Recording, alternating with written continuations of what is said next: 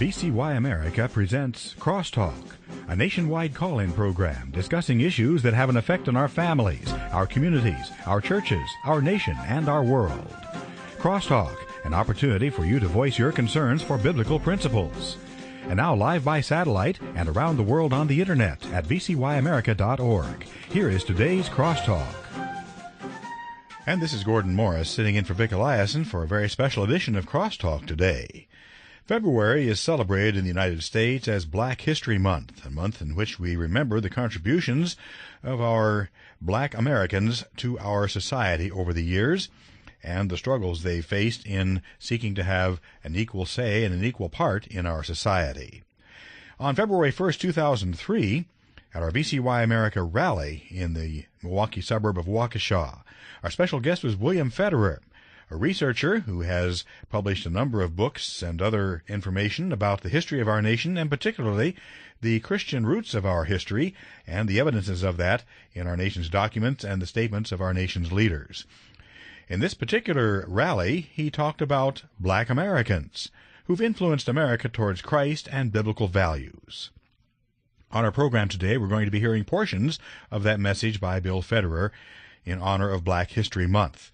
The entire message, which runs nearly 90 minutes, will be sent to those who request a copy of today's Crosstalk program, so you'll get the entire message. During his message, Bill Federer talked not only about historical Americans, who happen to also have been Black Americans, and their contributions, but also some who are currently living and currently active and involved in various positions in our society where they are having an influence. So you'll be hearing about both living and historical Black Americans during this message. Now let's hear the first part of today's message by Bill Federer in honor of Black History Month on Black Americans who have influenced America toward Christ and biblical values. This is Dr. Ben Carson. Now, Dr. Ben Carson is the head of neurological surgery at Johns Hopkins University. This is one of the most prestigious positions in the entire medical field. And he started off in Detroit, grew up. His mother was one of 24 children, and she was married when she was 13 and had 2 children, and later found out that the husband had another wife across town, and so she divorced him. And so she had their 2 child that she was raising on her own, and she would work all kinds of hours and not have time, and they'd end up watching television, and they would get into trouble. And so Ben had a terrible temper and would go to school and didn't know any of the answers, and by 5th grade, he had the reputation of being a dummy. So his mom, Sonia, decided that no more TV. And so when they would come home from school, she would walk them the 7 blocks to the public library, and she would have them read books and write a book report for her. And at first, Ben thought this was child abuse. And finally, he started liking it. And one of the corners were turned when he was in class one day, and the teacher held up a rock and said, "Does anybody know what kind of rock this is?" And nobody knew. And he looked at it and he said, "It's obsidian." And all the other kids in the class looked at him, and he wasn't called dummy after that anymore. And he began to do book reports for his mom. Now, years later, he realized that his mom couldn't even read. And she was having him do this, and they'd hand him the book reports, and she'd look at it, but she couldn't even read it. Now, she since has gone on, and she's got her college degree. But this is the background that he was in. The Lord was somebody that was very important in his life. When studies overwhelmed Ben and his brother, Sonia, the mother, would say, "You weren't born to be a failure. You can do it. You just ask the Lord, and he will help you." At age 8, Ben had heard a missionary speak at church, and Ben made up his mind that he wanted to be a missionary doctor. His mother's reaction was, "Well, Benny, you will be a doctor." Becoming a doctor would demand a fine education, which Sonia didn't find in the local schools. It didn't matter if the children weren't made to learn their multiplication tables in schools. She made them learn them at home. 2 things were working in his favor. One was his strong faith in God that continued to sustain him, and the other was the mother who got involved in his life and believed in him, a mother who prayed for wisdom to go beyond her own 3rd grade education in order to instill in her son the enthusiasm for learning. Her prayers led her to a plan that worked. He went on to go to high school. He eventually earned a scholarship to Yale University, went on to medical school at the University of Michigan. By age 33, he had earned his current position as Director of Pediatric Neurosurgery at Johns Hopkins University. And ladies and gentlemen, he is the youngest man ever to hold this position. Extremely distinguished title. He performs over 500 critical operations on children in dire need each year, which is over triple the normal neurosurgeon. And in 1987, Dr. Carson did a brand new world-shaking surgery by separating two Siamese twins, the Binder twins, who were joined at the head, at the skull. And they shared a vein that was a vital vein for bringing blood out of the brain. And both of the Siamese twins had that same vein. And all the doctors were saying, well, one of these is going to have to die. Well, he spent 5 months planning the surgery. It was a 22-hour surgery. And guess what? Both of them survived. And it made world news. Tremendous impact. And this is what he said. When asked how he stayed focused, he said, "It's a matter of constantly being in the correct state of mind. The first thing I do is pray. Then I read from the Bible, the book of Proverbs, which has an enormous amount of wisdom. Just give me wisdom to know what to do and what not to do," states the humble physician. Dr. Carson shares his wisdom in several outstanding books. One is Gifted Hands, and another is Think Big. And he's the recipient of 21 honorary doctorates. And he's been written up in Parade Magazine, Reader's Digest, New York Times, Fortune Magazine, and he's right there in Baltimore, Maryland. His book, Think Big, the Think stands for T, talent, H, honesty, I, insight, N, nice, K, knowledgeable, B, books, I, in-depth learning, and G, God. Ladies and gentlemen, this is a tremendous American, a tremendous human being, and an inspiration to each and every one of us. And I want to thank God for Dr. Ben Carson.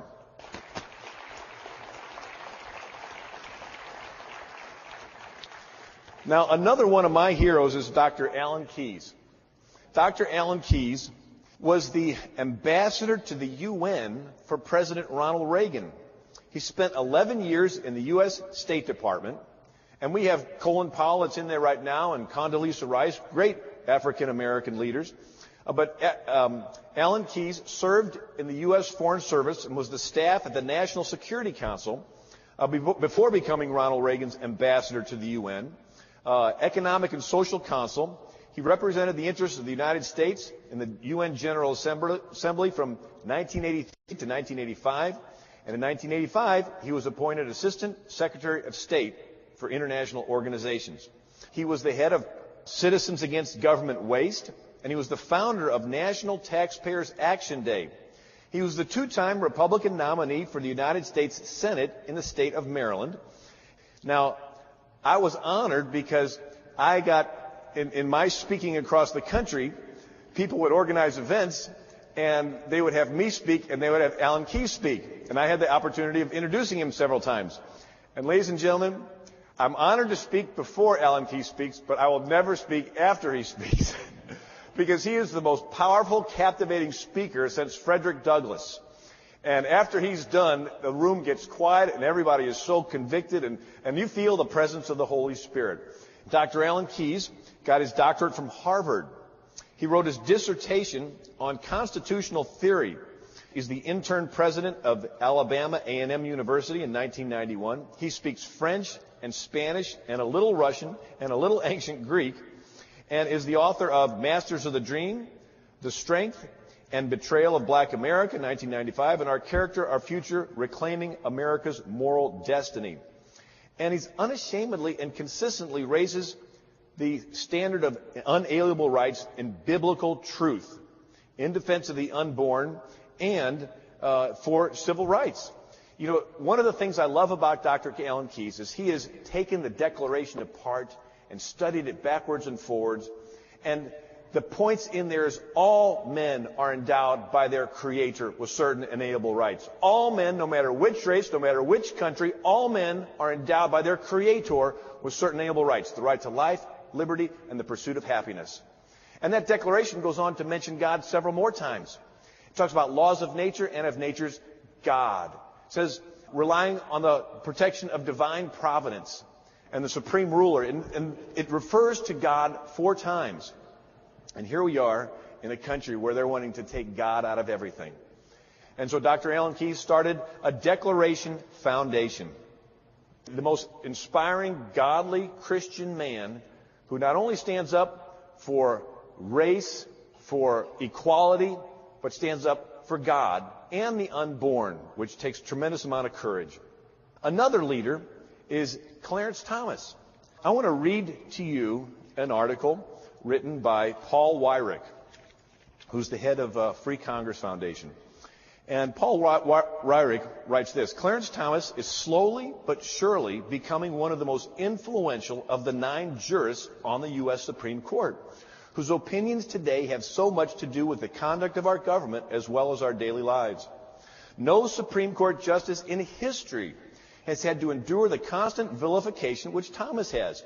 He has chosen to ignore what was said about him in favor of long hours and hard work on cases assigned to him.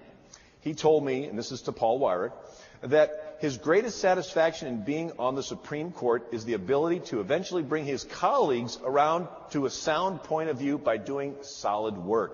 Ever since he was confirmed in 1991, 52-48, Clarence Thomas has been determined to outlive his critics, not just by serving longer on the court, but by becoming, through solid historical work, a respected force.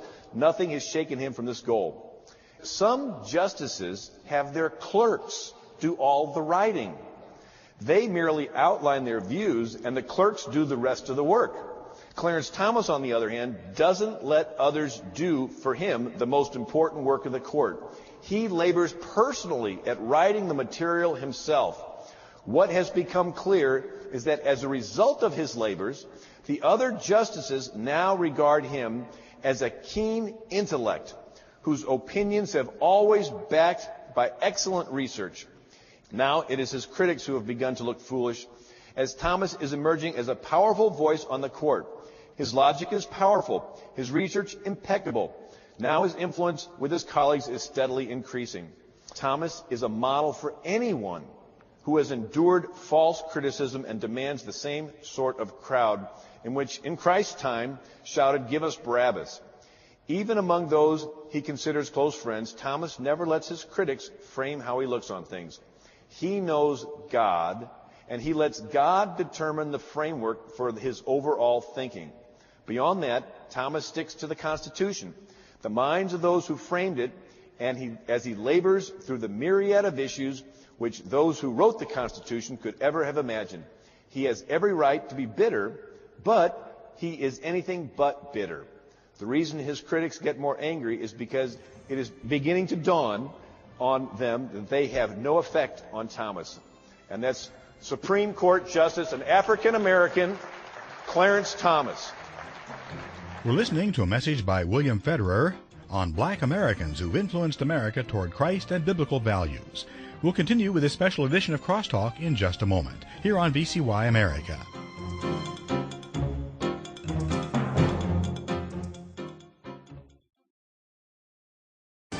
Back to Genesis with Dr. John Morris, geologist and president of the Institute for Creation Research. Dr. Morris, was the flood global or just local? Chris, one of the clearest doctrines in all of Scripture is the global nature of Noah's flood. Genesis says that in many, many different ways. But if the flood was global, then that flood would account for the rocks and fossils that we see. Yet it's these rocks and fossils that supposedly speak of evolution and an old earth. Some Christian old earth advocates insist that the flood was only local, covering only a portion of the Mesopotamian River Valley. But this leaves a lot of the earth not covered by the flood, and all the people living there not affected by the flood. Christ said that the coming judgment will be global, just like Noah's flood. But if Noah's flood was local, will the coming judgment be only partial? Chris, unless you go back to Genesis for your starting point, it results in theological chaos. For more information, visit us on the web at icr.org.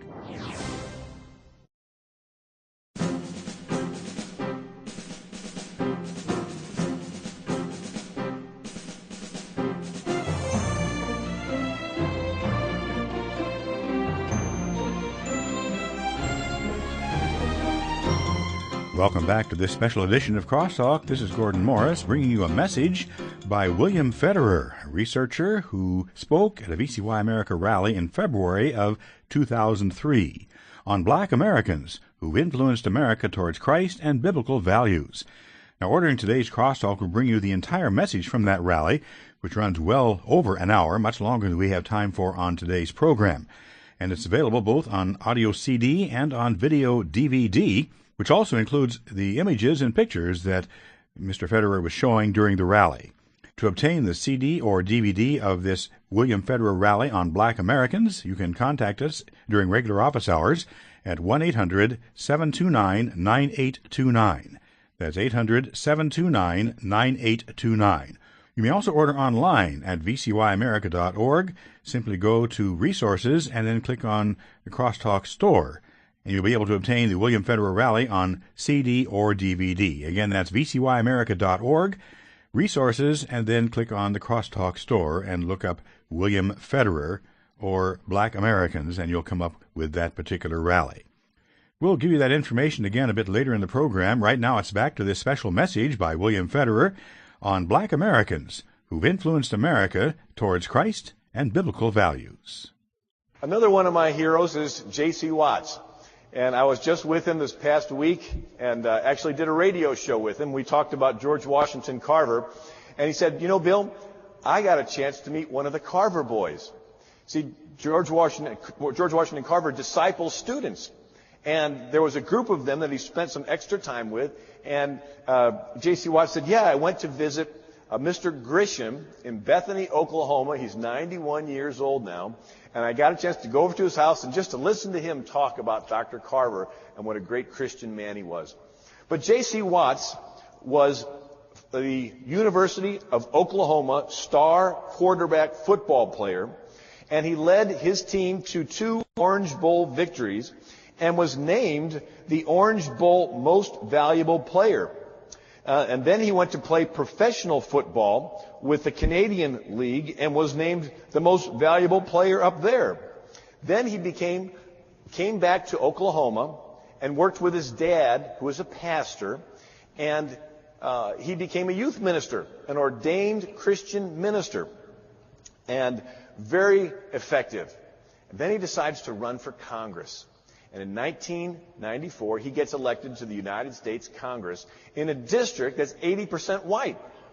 He is so respected in Congress that he gets voted the House Conference Chairman, which is, ladies and gentlemen, the 4th most important position in our government. The House Conference Chairman is the one that, in the case of the Republicans, all the Republican congressmen meet on a side room of the Capitol before they go out onto the main floor. And they discuss what they're going to do and what their game plan is. J.C. Watts chaired the committee. He's the one that stood there and called, okay, you get to speak now, and you get to speak now, and you don't get to, and twice I was in that meeting, and J.C. Watts called me up to the front and gave me the microphone, and I got to speak to all the congressmen, Dennis Hastert, Dick Armey, Tom DeLay, Tom Davis, and he allowed me to be able to address the leadership of our country. J.C. Watts he came to St. Louis when I was running for office and spoke for me. And just a great leader. And ladies and gentlemen, I think he just decided, he said, Bill, when I ran for Congress, I said that I was going to run for 3 terms. He said I ran 4. And he says, I want to spend time with my family. He says, my son's got his basketball season now, and I got to drive him to the basketball games. And so he's back in Oklahoma, and he just wrote a book. And the title of the book is, What Color is a Conservative? Brilliant book from a brilliant man. And I think it's important that we as Americans and all Americans realize the contribution of men like J.C. Watts, Alan Keyes, Clarence Thomas, and all the great leaders, Dr. Ben Carson. And I want to give JC a hand.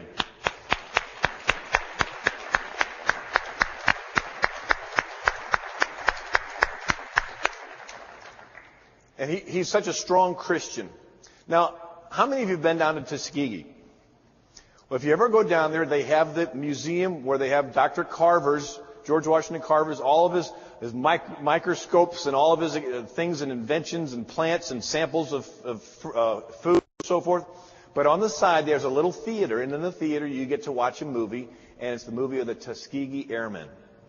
It's a very inspiring story of these pilots, African-American pilots, and the struggles they went through to become pilots, and then in the war, working through a military system that wasn't going to put them in a place where they could fight, but they were all trained for it. And then finally they got the open door, and they got to go over to North Africa, and then they got to fly in Europe, and they got a reputation of being the best, of flying and being trustworthy. And when the big bombers that were slow had to have planes accompany and defend them, the Tuskegee Airmen were the ones that were requested to be the ones protecting the convoy of those airplanes. Harriet Tubman. Now, I felt it's important that we look at great African-American women as well. Harriet Tubman was born in 1819 or 1820. We don't know because she was born a slave and they didn't keep the records. And she was in Dorchester County, Maryland. And when she was 12 years old, she was seriously injured by a blow to the head from an overseer because she refused to tie up another slave who had attempted to escape. You know, there were terrible injustices that were done.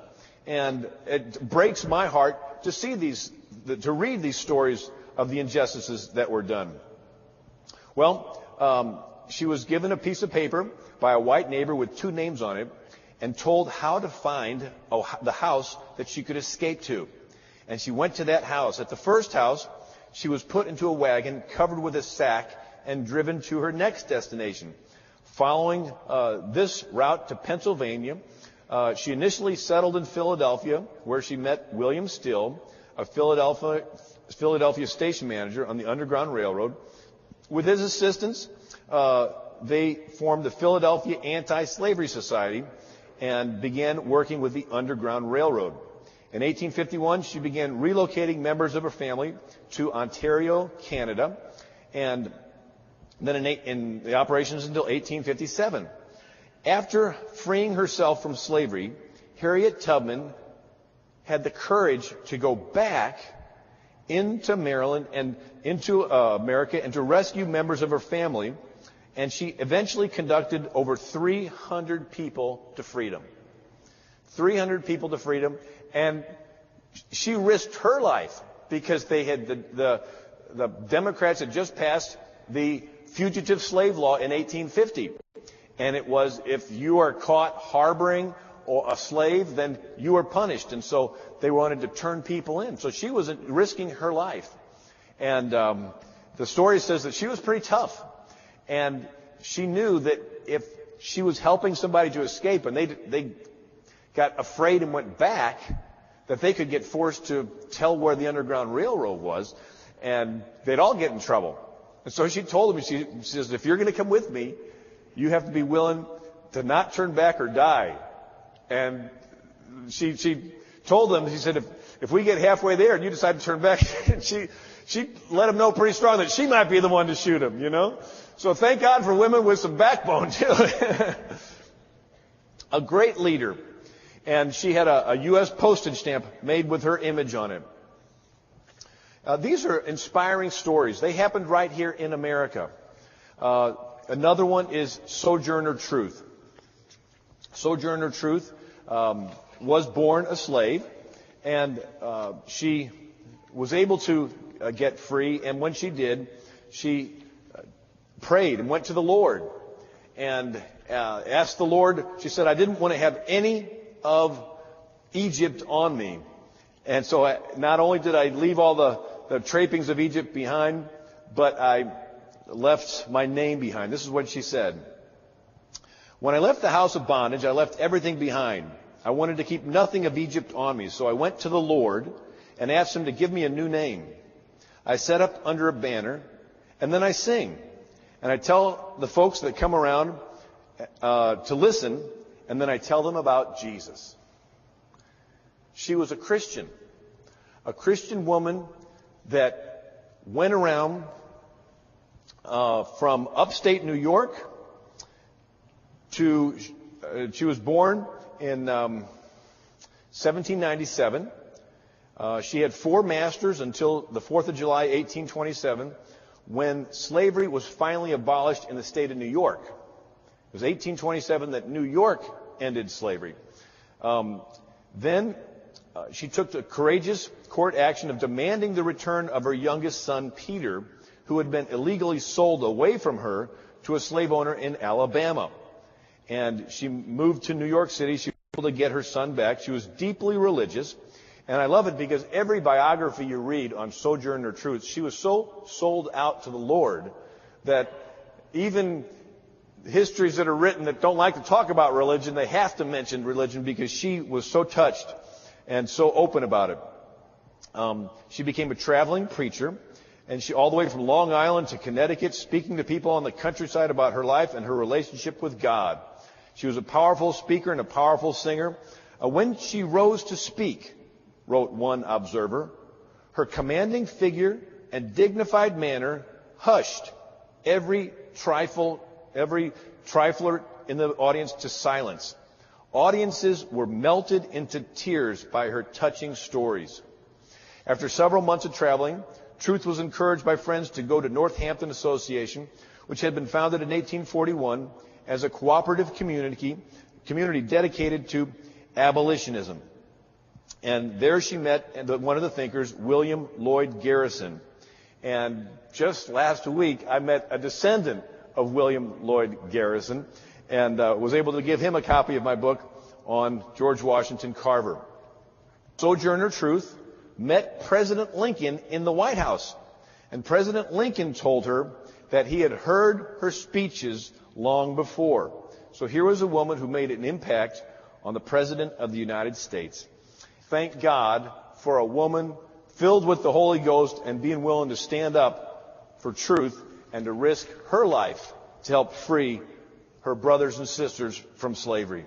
We're listening today to a message by William Federer about Black Americans who've influenced America toward Christ and biblical values, and we'll bring you 2 more segments of that message as our Crosstalk program continues this afternoon. We do want you to know, though, that the entire message runs nearly an hour and a half. And if you're interested in getting the entire message that he gave at that rally in February of 2003, just call us at 1-800-729-9829 or write us at VCY Tape Ministry, 3434 West Kilbourn Avenue, Milwaukee, Wisconsin, 53208. Again, that's 1-800-729-9829 to call and request this entire message. And we'll be returning with more from the Bill Federer message of Black History Month in just a moment, as he continues to talk about a number of Black Americans who have influenced America towards Christ and biblical values, zeroing in especially on George Washington Carver, who lived not far from where Bill Federer lives in southwest Missouri. Stay tuned as Crosstalk continues.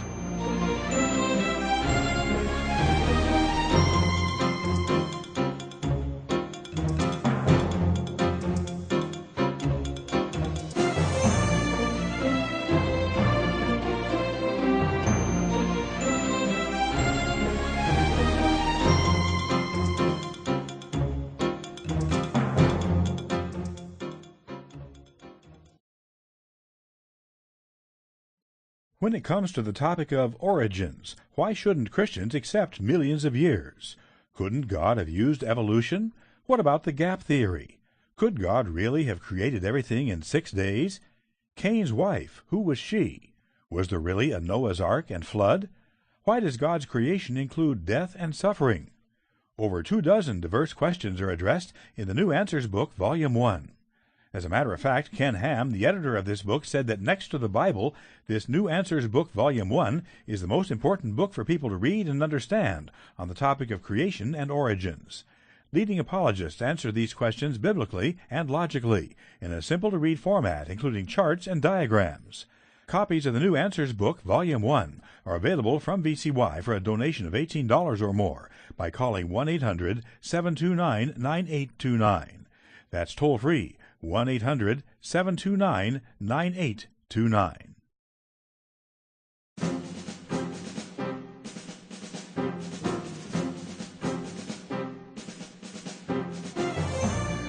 We return now to our special message on this Crosstalk program. Gordon Morris sitting in for Vic Elias today as we bring you a message by William Federer at a VCY rally in February of 2003 in honor of Black History Month.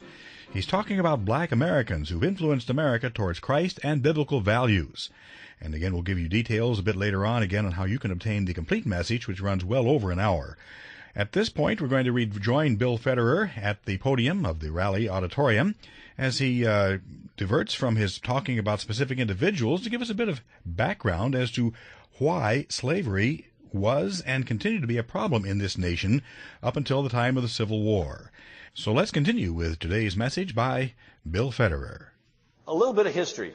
In 1619, the first Dutch ship carrying slaves came up the James River in Virginia. 1619. Well, in Massachusetts, a slave trading ship tried to come up, and the Puritans and the Pilgrims were so upset at this, they took the captain of the slave ship and threw him in jail and arrested him, and they took the ship and they returned all the slaves back to Africa. And you begin to see that there's two different threads that run throughout the history of our country. On the one side of abolition, in 1732, Oglethorpe, that founded Georgia, in his original writings, he forbade slavery. In 1774, two of the colonies rejected slavery. And then you see some interesting writings because some of the other colonies wrote laws to abolish slavery, but King George III vetoed them. King George III, they wanted to get rid of slavery, and King George III vetoed them. And that was one of the things that colonists were upset about that caused them to want to have the revolution against King George III. You see that there's underlying currents going on here. So the two colonies already backed away. When Thomas Jefferson wrote the first draft of the Declaration of Independence, the first draft got rid of slavery. It condemns King George III for 19 different things. He takes taxation without representation. He incites the natives of the frontiers to attack us.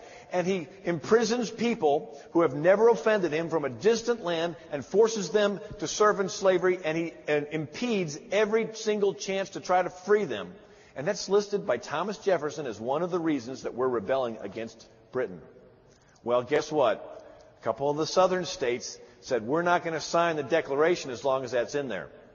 And you and I wish that they would have had enough guts to stand their ground, but unfortunately, as much courage as they had, they didn't, and they backed away, and they went ahead and let those states erase that line out of the Declaration, and they came up with the Declaration we have now, which didn't eliminate slavery.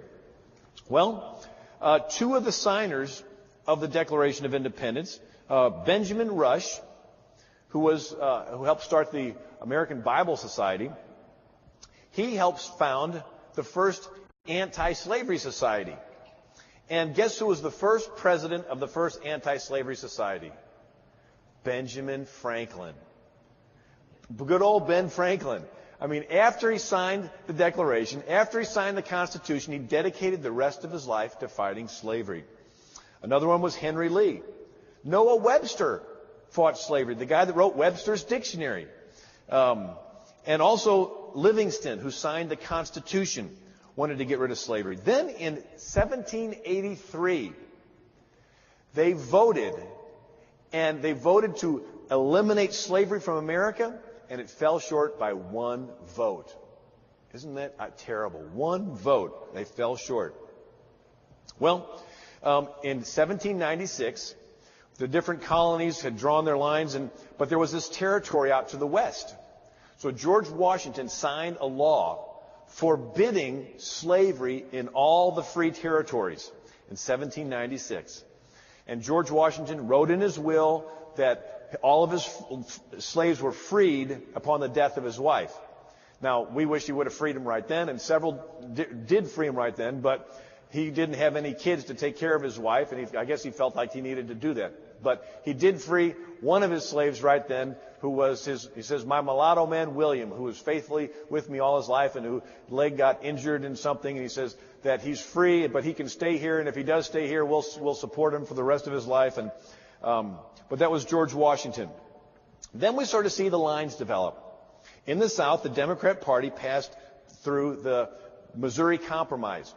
And the Missouri Compromise said that, from now on, if new states want to come into the Union, we have to have a slave state come in the same time that a free state comes in. See, before then, when the guys that did the Declaration, they thought, well, slavery's on its way out. Pretty soon it's just going to sort of die out. But with that, and then the Fugitive Slave Law, then the Dred Scott case, then the Kansas-Nebraska Act, all of a sudden they realized that, wait a second, those slave states want to grow. And they want to have more and more slave states. And that is when things began to heat up. And you read the speeches of Abraham Lincoln when he debated Stephen Douglas, and you can see that Abraham Lincoln hated slavery. Some people say, well, he just declared the Emancipation Proclamation because of financial reasons or whatever. Well, you read Lincoln's views, he hated it. Even writing letters to Joshua Speed, a friend of his, he says, that trip we took down the Mississippi River and I saw those black men and women in chains on the steamboat going down to New Orleans, he says, that picture haunts my mind. And when he debated Stephen Douglas, Lincoln would get up there and condemn slavery, and Stephen Douglas would get up and he says, slavery is wrong, slavery is terrible, but it's a free country and everyone should have a free choice as to whether or not to own a slave. Isn't that terrible? Sounds like sort of a pro-choice argument we have today. Well, in 1856, back then there were two parties in America. There was the Democrat Party that was South and was pro-slavery, and there was the Whigs, W-H-I-G-S. And the Whigs wanted to be the big tent party, so they were sort of wishy-washy. They weren't for it, they weren't against it, they sort of wanted to hold the Union together, but people started getting fed up with the Whigs. And so in 1856, a new party was started, called the Republican Party. And the original platform of the Republican Party said, we want to eliminate the two relics of barbarism, polygamy and slavery. And every single plank of the Republican Party since has been to eliminate slavery. And indeed, when the Emancipation Proclamation freed the slaves in the South, some people question, well, is that really legal for the president to just sign a little bill and make a law? And so they passed the 13th Amendment. And out of all of the amendments, the 13th Amendment is the only one signed by a president. It's signed by Abraham Lincoln. It would have gone into law without his signature. He didn't have to sign it, but he signed it to show that he is so enthusiastic about freeing the slaves and prohibiting slavery in all the states. Of all the Republican congressmen and senators that voted, 100% of the Republicans voted for the 13th and the 14th and the 15th Amendments. Very few Democrats voted for it. And that's just history. That's just a historical record. You and I, no matter which color we are, we've inherited this country. What are we going to do with it? Well, I'll tell you what. It's always a story of one or two people with courage that are willing to stand up and make a difference. Isn't that the way the Bible is? I mean, God told Gideon, you got 30,000 men against 300,000. You got too many. Tell the ones that are afraid to go home. So it whittles down to 3,000 men. And God says, Gideon, that's still too many men. And Gideon's like, 3,000 against 300,000 is still too many? He goes, yes. And so he said, tell them to go down by the creek and drink water. And those that bring it up to his mouth, keep. And those that put their head in the water, tell them to go home. Anyway, so it whittles down to 300. Little David against this 9-foot Goliath. Moses backed up against the Red Sea and Pharaoh charging in with these chariots going 30 miles an hour. God somehow seems to always wait till something looks hopeless, and he finds a couple men and women with courage against all odds that are willing to stand up and say, Lord, use me to make a difference. And I believe that these men and women that we're talking about throughout history are great African American leaders in the past. They are inspirations to you and I today to say, yes, there's problems in America and there's problems in the world, but they're overwhelming. No, they're not overwhelming. You know, I'll just share something with you. If everything was perfect and you lived your life and died and went to heaven, and you run into Moses and David and Sojourner Truth and Harriet Tubman and these great leaders up there, and you say, tell us the story again. You know, what was it like, you know, the Underground Railroad and risking your life? And what was it like, you know, fighting Pharaoh? And they tell us these great, inspiring stories. And then they say, Hugh, tell us, what did you do in your life?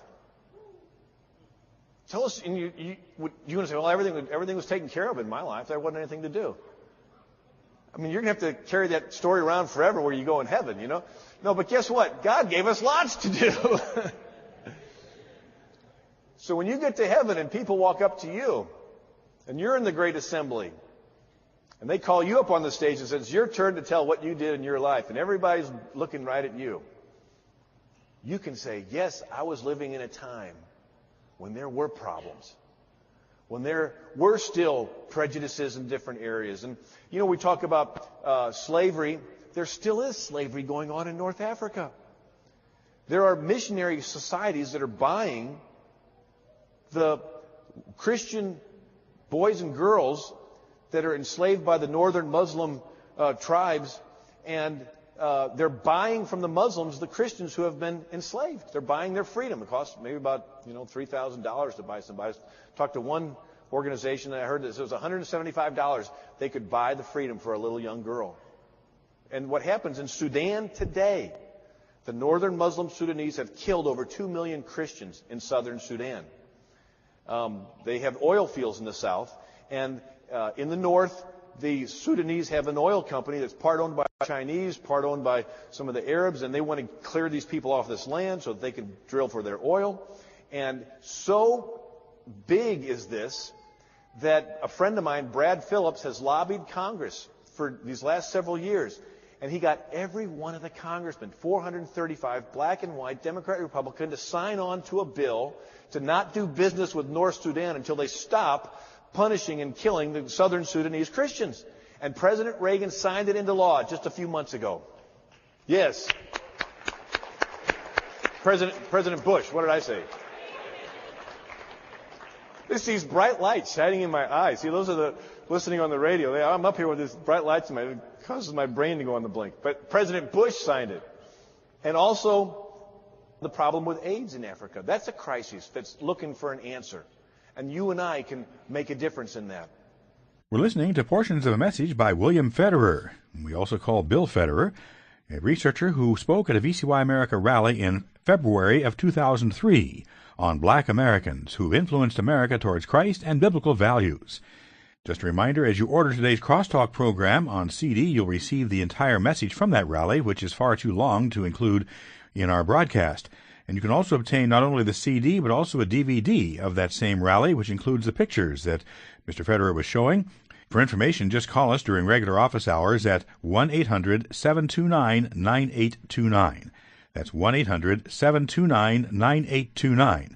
Or go to our website, VCYAmerica.org, click on Resources, and then the Crosstalk store, and then search on William Federer or Black Americans, and you'll find this rally available on CD or DVD.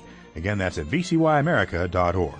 Well, having heard some of the history of slavery, we return to one particular individual in our final portion. We'll hear part of what William Federer had to say about George Washington Carver as we continue on Crosstalk here on VCY America.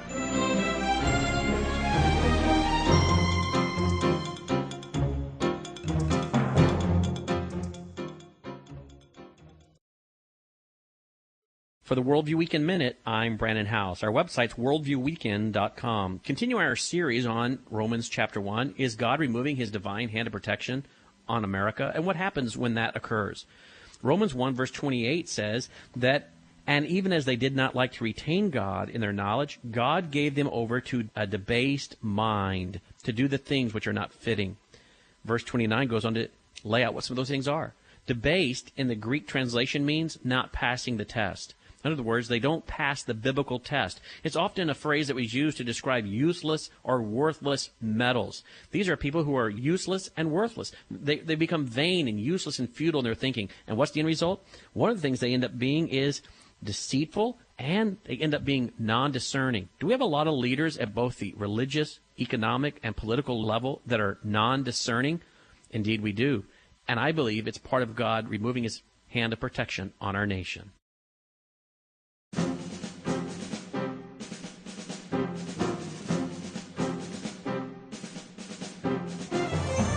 Welcome back to the final portion of today's special edition of Crosstalk. Gordon Morris sitting in for Vic Eliason. William Federer speaking on Black Americans who have influenced America towards Christ and biblical values. He spoke about a number of them at that message in February of 2003, including some we haven't heard on this program, like Booker T. Washington. But the most detailed presentation he gave was on George Washington Carver. And we'll conclude our program today with just a portion of what Bill Federer had to say as he told the story of George Washington Carver. When he was born in 1865, slavery was just ending, and his dad had belonged to the next farm over, Mr. Grant's farm, and the dad died in a log hauling accident when they were carrying logs out of the woods, and he slipped and fell under the wheels. So he never met his dad.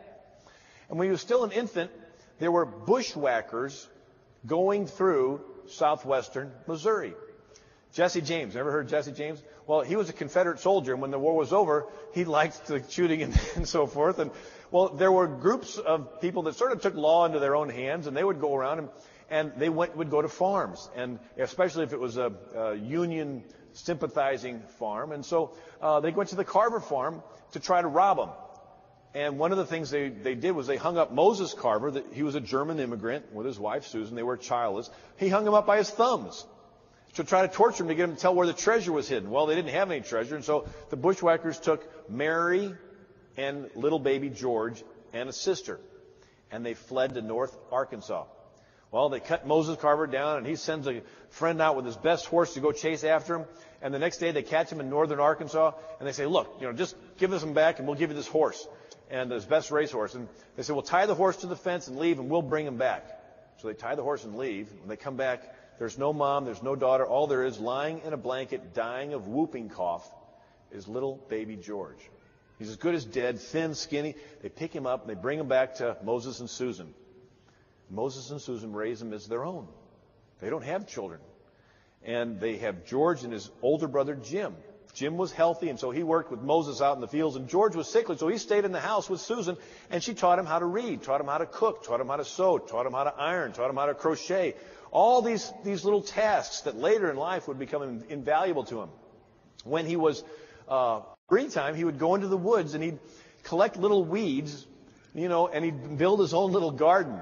And he says sometimes he would, many tears he would shed when he'd break the roots of one of his pets. He called his little plants pet. But he developed a green thumb. And so much that the other farmers, when they had plants that were sick, they'd either, bring them to little George or have George come and look at their farm, and he'd tell them, well, you need to, do this or that. And he became known as a little plant doctor. When he was 11 years old, he went into town in Neosho with Moses to pick up supplies, and he noticed a bunch of African-American children lined up in front of a house. And he goes, what's that? And he says, oh, that's a school for Negro children. And he says, I want to go there. So he goes back home, and they pray about it. And they've always encouraged him to learn. And so she cooks him a bunch of loaves of bread, and he goes into town, into Neosho, and goes to the school there. And the first night, he sleeps in a loft of a barn. And the next day, he's taken in by Aunt Mariah and Uncle Andy Watkins, who were a childless black couple. She gave him his first Bible, which he cherished and carried with him always. And George would go around town and do odd jobs for people to raise money to pay for his grade school education. Now, can you imagine that? How many of you have children? I mean, can you imagine an 11-year-old child, orphan, going around town, knocking on doors, to earn money to pay for his grade school? Well, 2.5 years, he learns all that Schoolmaster Foster can teach him. So he hitches a ride with a family going to Fort Scott, Kansas. He lives in a lean-to behind a stagecoach depot. And then he cooks for a wealthy family in town, and they let him live underneath their back porch. And then he earns money to go pay for his high school education. And he witnessed a lynching there, so he experienced that terrible prejudice in his own life.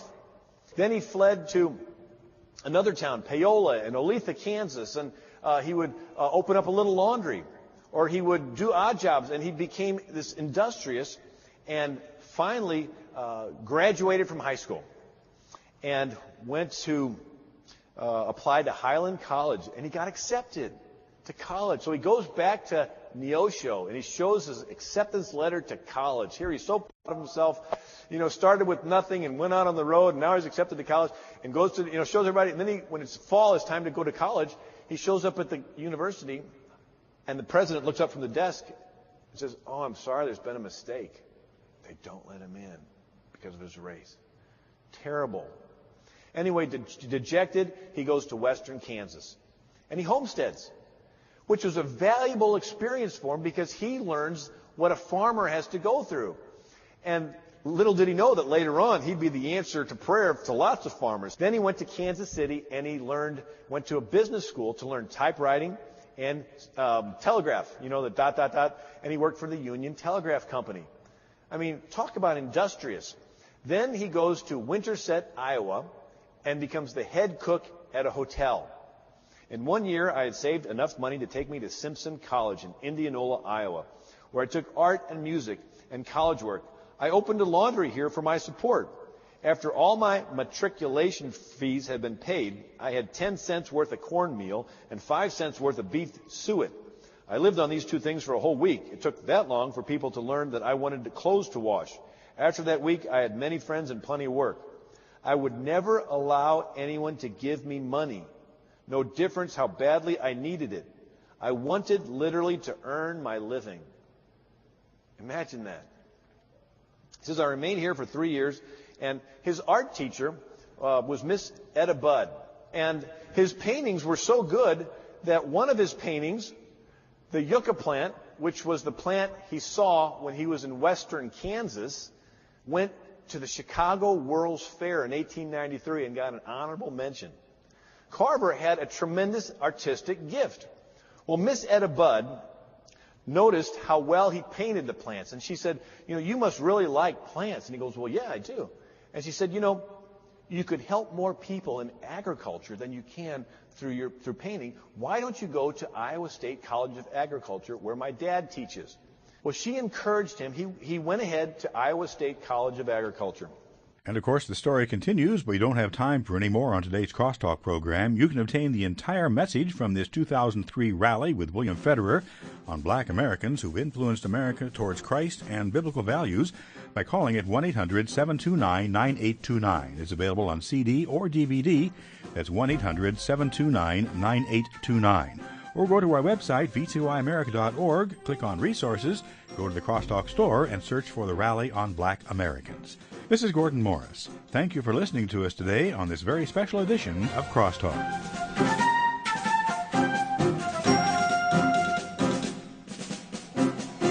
You've been listening to Crosstalk via satellite and the Internet from VCY America. Views expressed may or may not be those of this station.